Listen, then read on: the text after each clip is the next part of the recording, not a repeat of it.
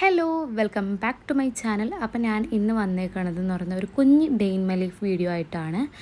വീഡിയോയിൽ ഞാൻ എന്തോ പറയുന്നു, വോയിസ് ഓവർ ഞാൻ വേറെ കൊടുക്കുന്നു കേട്ടോ. അത് സൗണ്ടിൻ്റെ എന്തൊക്കെ ഇഷ്യൂ ആയിരുന്നുകൊണ്ട് ഞാൻ പിന്നെ വേണ്ടാന്ന് വിചാരിച്ചിട്ട് ഞാൻ വോയിസ് ഓവർ കൊടുക്കാറുണ്ട്. അപ്പോൾ നമുക്ക് നേരെ വീഡിയോയിലേക്ക് പോകാം.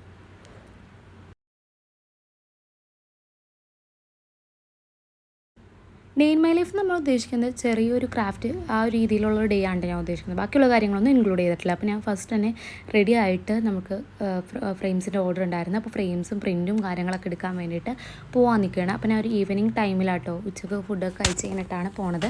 അതാകുമ്പോൾ പെട്ടെന്ന് പോയിട്ട് പെട്ടെന്ന് വരാമല്ലോ എന്ന് എഴുതിയിട്ട് ആ ഒരു ടൈമിലാണ് പോണേ. അപ്പോൾ ഞാൻ ഉച്ചക്ക് പുകയായിട്ട് റെഡി ആവണതാണ് കേട്ടോ. മോമോ ഉറങ്ങുന്ന ടൈമിലാണ് ഇപ്പോൾ പോകാൻ നിൽക്കുന്നത്. അപ്പോൾ അതുകൊണ്ട് വേഗം റെഡി ആയിട്ട് പോകണം.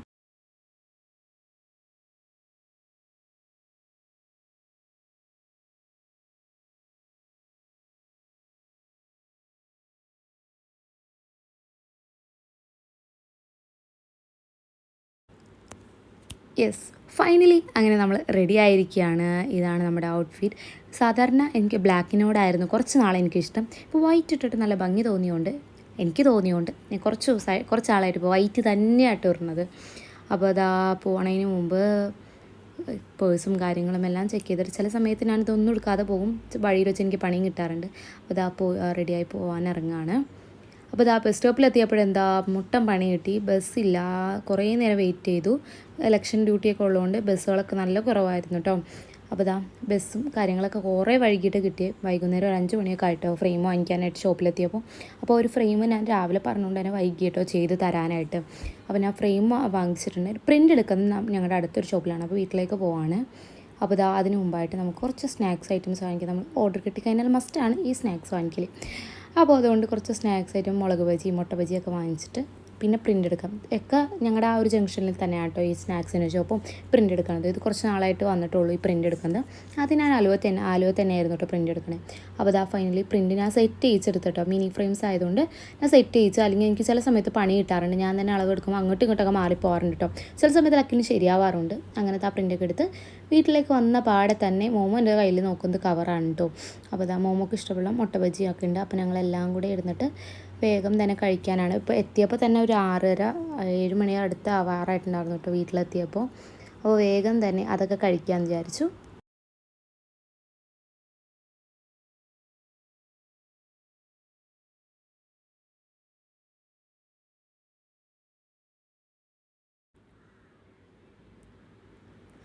ഫുഡ് കഴിക്കലും കാര്യങ്ങളൊക്കെ കഴിഞ്ഞിട്ട് ഡ്രസ്സ് പോലെ മാറ്റാൻ നേരം ഉണ്ടായിരുന്നില്ല കേട്ടോ. കാരണം ഇത് അർജൻറ്റ് വന്ന ഓർഡർ ആയിരുന്നു.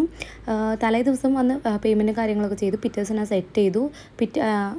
ഫ്രൈഡേ ഇപ്പോൾ ഞാൻ വീഡിയോ അപ്ലോഡ് ചെയ്യണ ഡേ നമുക്കിത് കൊറിയർ ചെയ്യണമായിരുന്നു കേട്ടോ. അപ്പോൾ ഞാൻ വേഗം തന്നെ അതൊക്കെ ഒന്ന് സെറ്റ് ചെയ്തെടുക്കുകയാണ്. ആദ്യം തന്നെ ഒരു കട്ടർ ഉപയോഗിച്ച് കട്ട് ചെയ്തെടുക്കുകയാണ്. ഒരു മാർക്ക് ചെയ്തുകൊണ്ട് തന്നെ എനിക്ക് ഭയങ്കര യൂസ്ഫുൾ ആയിട്ടോ. കാരണം ഞാൻ ആദ്യമൊക്കെ ചെയ്യുമ്പോൾ അത്യാവശ്യം റേറ്റ് പറയാറുണ്ടായിരുന്നു. ആലുവയിൽ ചെയ്യുന്ന സമയത്ത് ഇങ്ങനെ സെറ്റ് ചെയ്തെടുക്കുമ്പോൾ ഒരു A3 ഷീറ്റിന് തന്നെ 100 രൂപ, 150 ആ ഒരു രീതിയിൽ സെറ്റ് ചെയ്തെടുക്കാൻ അവർ പറയാറുണ്ട് കേട്ടോ.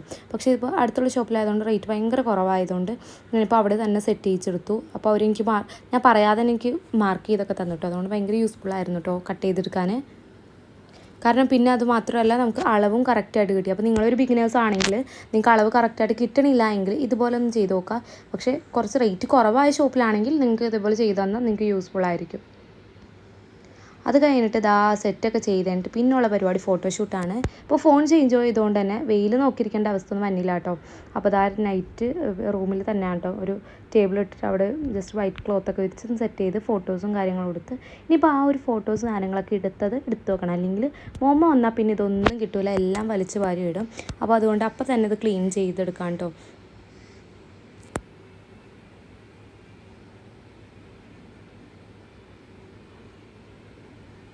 ഞാൻ ഈ ഫോട്ടോസിന് വേണ്ടിയിട്ടുള്ള ഐറ്റംസൊക്കെ ഒരു ബോക്സിലാക്കി. എൻ്റെ ഒരു പഴയ ഗോൾഡ് എടുത്ത ബോക്സ്, എൻ്റെ മാരേജിന് ഗോൾഡ് എടുത്ത ബോക്സ് ഉണ്ടായിരുന്നു, ഒരു പെട്ടി പോലത്തെ അടുത്ത്. അതിലാണ് ഇപ്പോൾ ഞാൻ എല്ലാം കൂടി വെക്കണേ.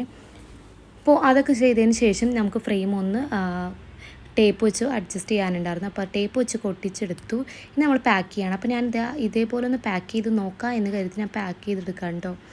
അപ്പോൾ ഹോൾ ഇടാൻ വേണ്ടിയിട്ട് ഞാൻ ഇത് വെച്ച് നോക്കിയിട്ട് എനിക്ക് പറ്റുന്നുണ്ടായില്ല. അപ്പോൾ ഞാൻ എന്ത് ചെയ്ത് വേറെ എന്തെങ്കിലും വെച്ച് ചെയ്യാമെന്ന് വിചാരിച്ച് ഒരു കോമ്പസ് എടുത്തിട്ടോ. കോമ്പസ് എടുത്ത് നന്നായിട്ടൊന്ന് കുത്തി കൊടുക്കുന്നുണ്ട്. എന്നിട്ടൊരു ഗോൾഡൻ ത്രെഡ് എടുക്കാമെന്നായിട്ട് വിചാരിക്കുന്നത്. അപ്പോൾ ഗോൾഡൻ ത്രെഡ് വേറെ തപ്പാൻ വേണ്ടി അതിൻ്റെ സൈഡ് പ്രശ്നമായിട്ട് ഞാൻ മുകളിൽ കോമ്പസും കാര്യങ്ങളും എടുക്കാം കേട്ടോ. ഇപ്പോൾ ഈ വർക്ക് ചെയ്യുന്ന സാധനങ്ങളെല്ലാം എൻ്റെ റൂമിൽ ആകെ കച്ചറ പിടിച്ചാൽ കിടക്കുന്നത്. ഞാൻ ആദ്യം ഇതെല്ലാം വേറൊരു റൂമിലായിരുന്നു, പക്ഷേ എനിക്കത് പറ്റാതായപ്പോൾ ഞാൻ എൻ്റെ റൂമിലേക്ക് തന്നെ ആയി. അപ്പോൾ ഒരുപാട് സാധനങ്ങളായിപ്പോൾ അലമാരയുടെ മുകളിലാട്ടോ ഫുള്ള് ക്രാഫ്റ്റിൻ്റെ ഐറ്റംസ് വെച്ചേക്കണേ. അപ്പോൾ ഇത് ഞാൻ ഒരു ഗോൾഡൻ ത്രെഡ് വെച്ച് ജസ്റ്റ് ഒന്ന് ഇങ്ങനെ കെട്ടാൻ വിചാരിച്ചു.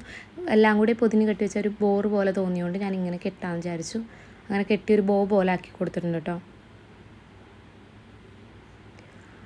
അപ്പോൾ അതിൻ്റെ പരിപാടിയൊക്കെ കഴിഞ്ഞു. പിന്നെ ഡിന്നർ എന്ന് പറയുന്നത് ഈ ഒരു ബനാന ആയിരുന്നുണ്ട്, കാരണം കുറച്ചധികം നേരം അതിൻ്റെ പുറകെ പോയി. അപ്പോൾ ഇതാണ് എൻ്റെ ഒരു